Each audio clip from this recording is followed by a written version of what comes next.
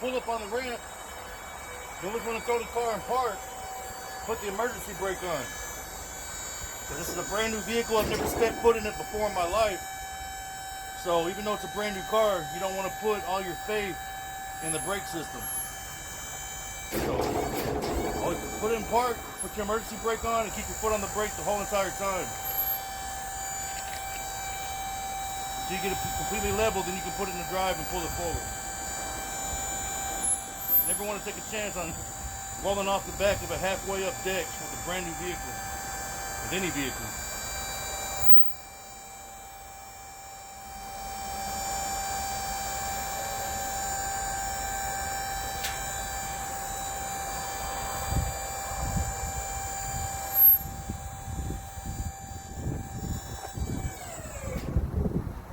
Release the e-brake. Vehicle and drive, and always keep an eye on where your wheels are. Keep them lined up. I keep them lined up with the holes. That way I know I'm going straight. I'm not veering off one way or another. Never put your foot on the gas pedal if you can help it. Always keep your foot on the brake just to be safe.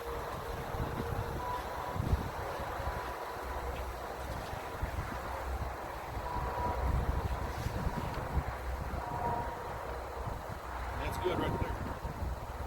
Park, e-brake.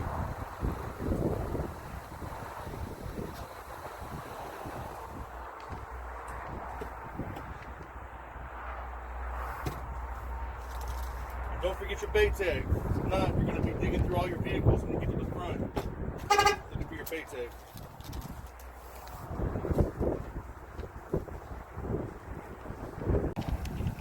So here's a Chevy Equinox. Before we even move this thing out of its space that it was originally parked in, we did a complete walkthrough on the entire vehicle. Top, bottom, roof, hood, bumpers, wheels, make sure there's no scuffs. If there's any type of scratch whatsoever or any type of imperfection, you need to go ahead and notate it. Jot it down on your damage sheet before you even move the vehicle. Because if you notice something's wrong with this vehicle, after you step foot in it and move it, you're responsible. So before you even move the vehicle, you notate any damages that you might have on the vehicle. If there is any damage on the vehicle, you need to go ahead and notate it, call the front, let them know what you're working with so they can take note of it as well and put documentation to it. That way it takes responsibility off of you. So this one's been good. We've already checked this one out. There's no damages on this one, so it's good for us to load. So we're going to go ahead and get this one loaded.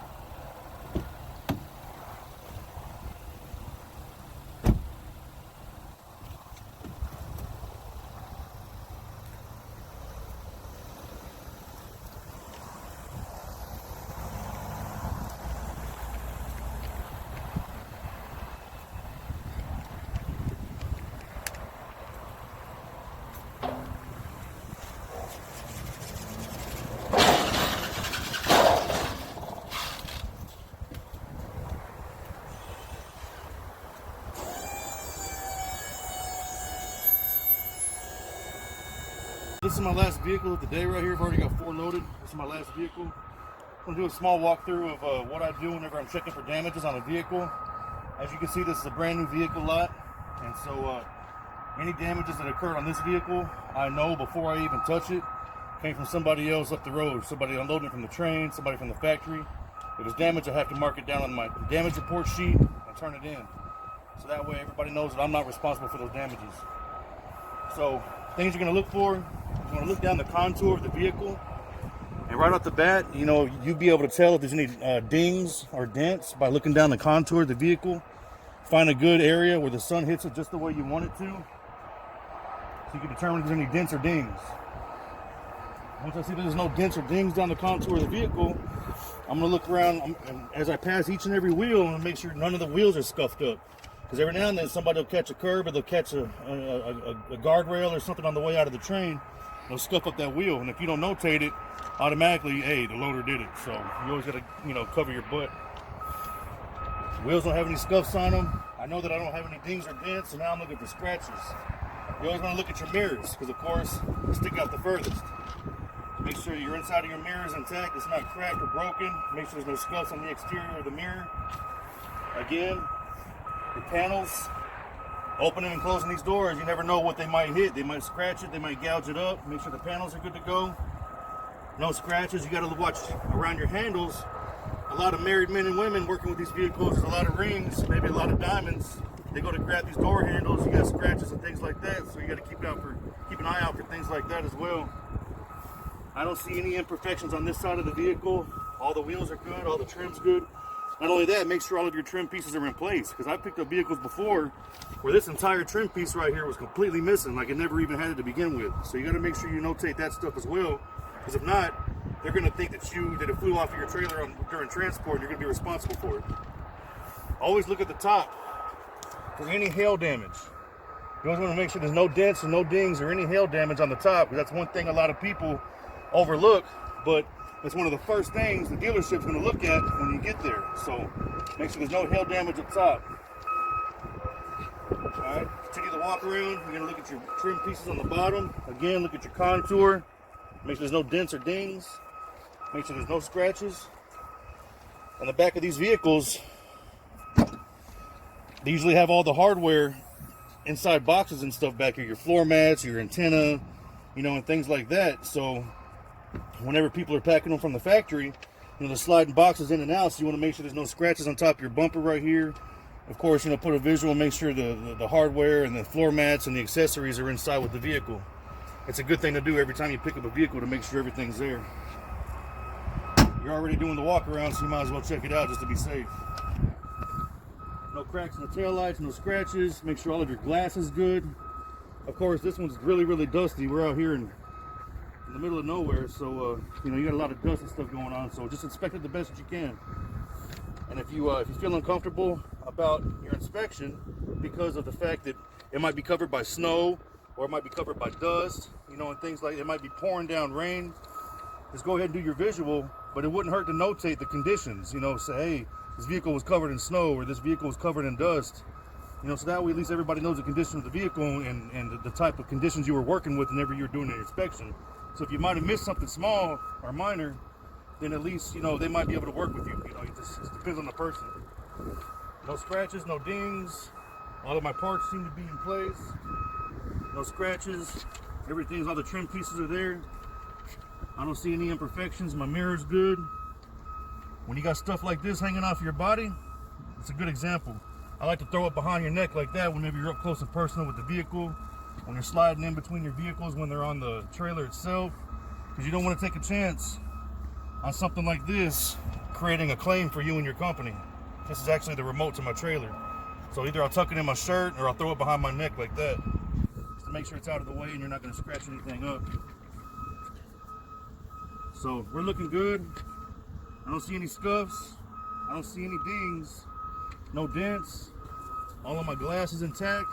No dents on the top. All of my trim pieces seem to be in place. So I'm going to go ahead and I'm going to call this one good. This one looks pretty good.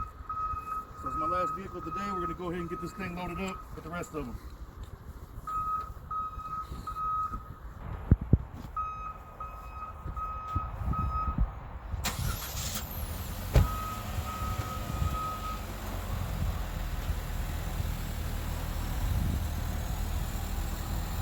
A lot of places want you to use your emergency lights whenever you're transporting a vehicle from its slot to your trailer.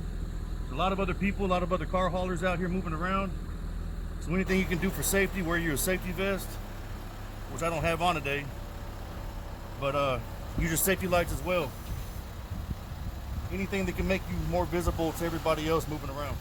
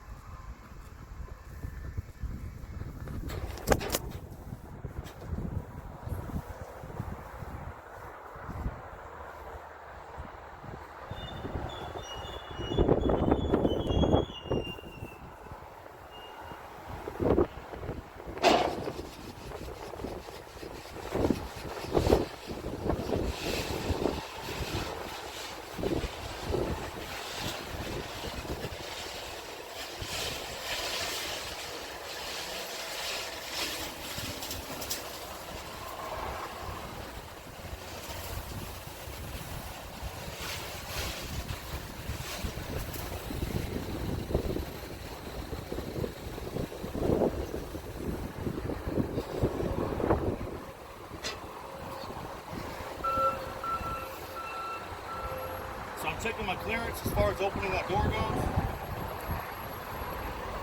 We're going to go ahead and let the other transporter pass by for a moment. Give him enough space to do what he needs to do.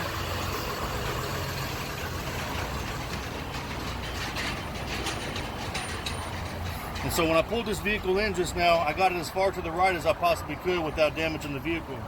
I left myself probably 2 inches worth of play between my side view mirror and my pillar post on my ladder. I did that so that way when I open my door on this side, I'm looking at my bottom first to make sure I'm going to clear my wheel well, and I'm looking at my top to make sure I'm going to have enough room to open my door and squeeze out of the vehicle. It's right here, I'm looking really good, so I'm going to go ahead and throw my e-brake on and park it right here.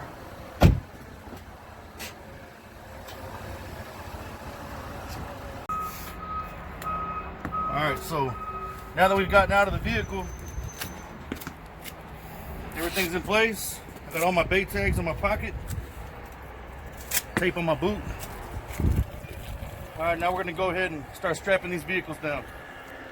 Show you guys the proper way to run 3-point straps over the tire strap system.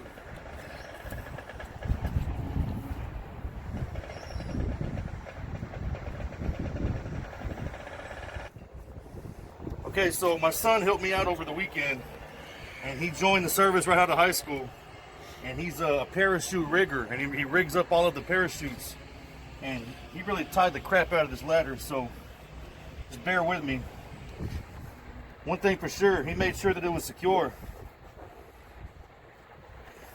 Good thing, because I know he has to, whenever he jumps out of the helicopters and he jumps out of the planes, he has to use the same chutes that he's packed throughout that week, and it's usually pick of the draw. They just give him one out of the pile, I guess, so to speak, that he's put together. So he has to make sure that every single one's going to be rigged the correct way to prevent people from dying. So, so this is a 3-point strap system that you usually do over your tires.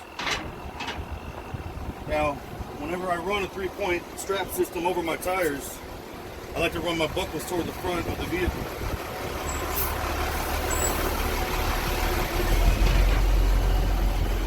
What you want to do is you want to get your hooks as close to the tire as possible.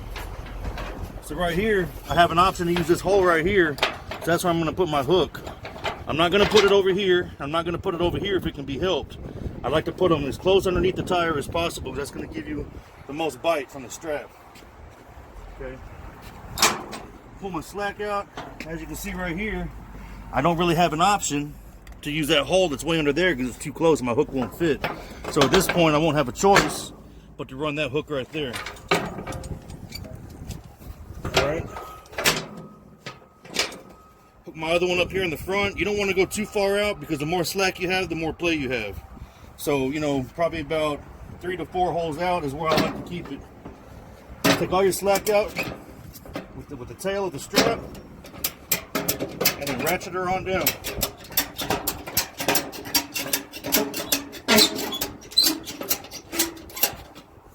And I like to get her down pretty tight because security is everything. So you get her down as tight as you can. The tail, a lot of people do different things with it. You know, myself, I like to take the majority of the slack in it by looping it back underneath the handle like so. And then I'll drag the tail through here, tighten it up, pull it that way, and I'm good to go. That's what I like to do right there personally. I'm not saying it's the right way as far as the tail goes, but it works for me. But your 3-point system, that's what you want. You want your hooks to be as close as possible underneath your tire, and you don't want to go too far out with your buckle. And you want to make sure that your rubber blocks right here are pretty much spaced out evenly on the tire. This is what's going to hold everything in place. Your strap's cool, but having rubber blocks on there keeping everything from slipping around is cooler. So that's basically what you want to look for. Let's go ahead and run another one on the back tire. Again, here we go. I'm up close and personal with the vehicle. So I'm going to take this controller, put it right there in my shirt. Here we go again. Got my rubber blocks.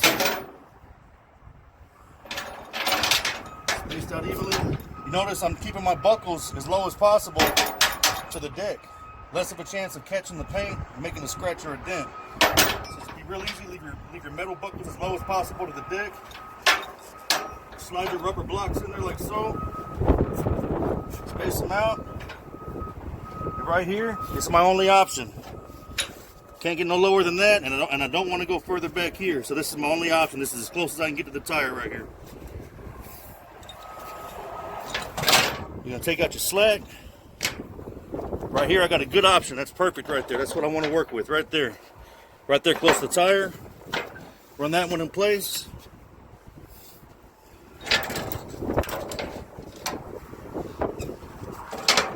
Here, I'm gonna take out my slack. So notice, you don't have to go directly straight with your back hook against your tire. You know, if you're working with lower vehicles especially, if you want to come out to the side, one hole or so, to make it a lot easier and a lot less risky for you.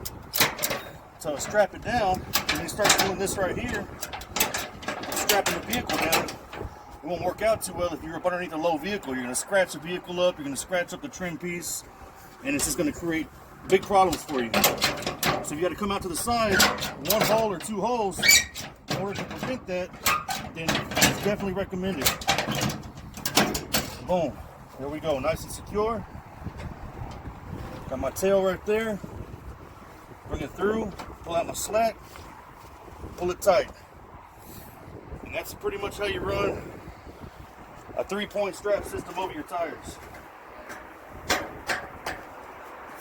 Now, the situation on an angle like I got on the top deck going on here, I got two different angles going on in this top deck.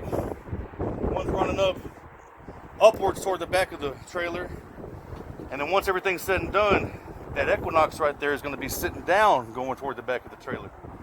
Those straps are going to be ran in separate directions, and I'm going to show you how to do that here in a moment. Okay, so earlier I was talking about the direction of the straps whenever you're running on an incline, like we have going on right here on the top of this trailer. So as you can see on the top of this trailer, we have this incline right here. And over here on the back of the trailer, the incline's running in an opposite direction. So basically what I'm getting at is whenever you run on an incline like that, you always want the buckle to be at the top of the incline. And the reason why I say this is because you want to have the hook around the front of the tire.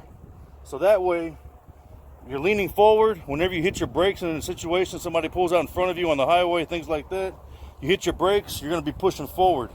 So that being the case, you want the hook to be sitting real close to the front of the tire. Now in this case, I have a support bar going right across where I would really like for that hook to be. I would rather let this hook be right here. But in this case, I don't have any choice but to run it a little further up.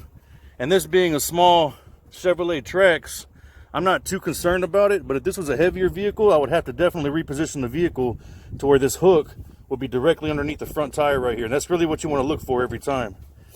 So that way, like I said, you hit the brakes and any pressure going forward, it's going to be on that hook right there. And your buckle will hold everything back here in the back. So now this being the case, on this back portion, I ran the hooks going in the opposite direction. Or the buckle's going in the opposite direction, because here in a moment, I'm going to drop down that rear end for clearance to make sure that I clear all my bridges. And when I drop down that rear end at an angle, we're going to be sitting the opposite of what we got going on here. So just to give you an example of that, I'm going to show you how that's going to go. Let's take a walk over here real quick.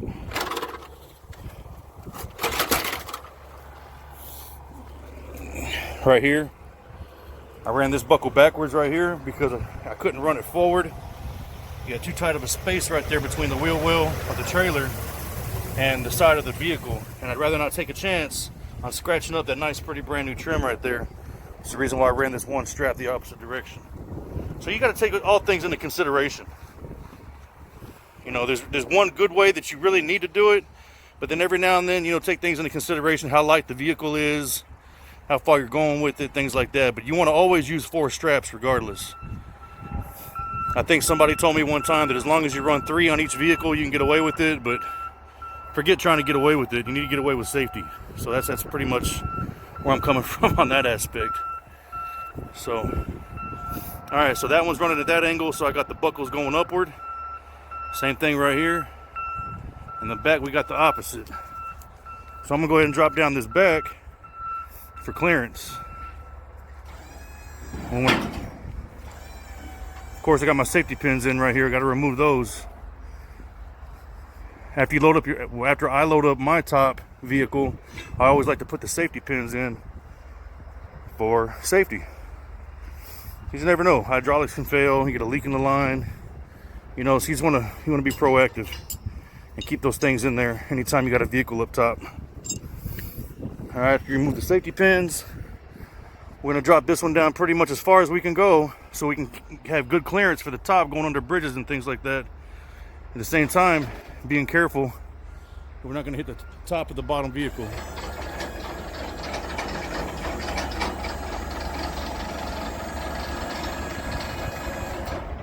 And that's pretty much it. So now we're sitting down at an angle on that back deck right there. And I got my straps set up exactly like I need them. Hooks are on the back because the weight of the vehicle is going to be moving toward the back of the trailer.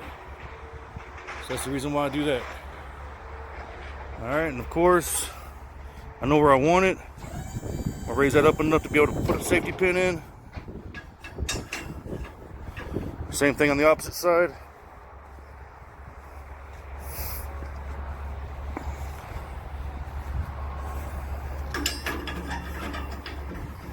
All right, clearance is good on top of that vehicle right there. I'm gonna go ahead and step back, lower it down, let the safety pins help out with the weight of the vehicle up top. Boom. Kind of had the weight distributed between your hydraulic cylinders and your safety pins. And there you have it. Full load, 5 vehicles.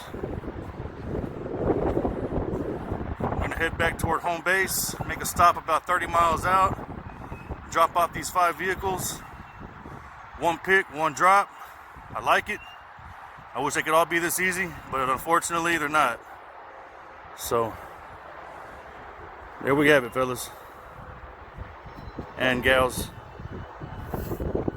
All right, y'all got any questions about what just went down today? It's kind of a quick video on how to run things at the rail yard and how to get a 5-car strapped down, things to look out for, a little bit of safety, a little bit of inspection etiquette. If you got any questions, you got any comments, go ahead and leave them in the comment section below. If you haven't subscribed already, please go ahead and subscribe. Hit the bell for notifications. I try to keep these videos coming out pretty much on a weekly basis. Sometimes it takes a little bit longer than that, but I try to keep them coming pretty regularly. So if you got any comments, like I said, get back with me. Hope to hear from you guys pretty soon. Y'all stay in tune. Bulldog Transport. Peace.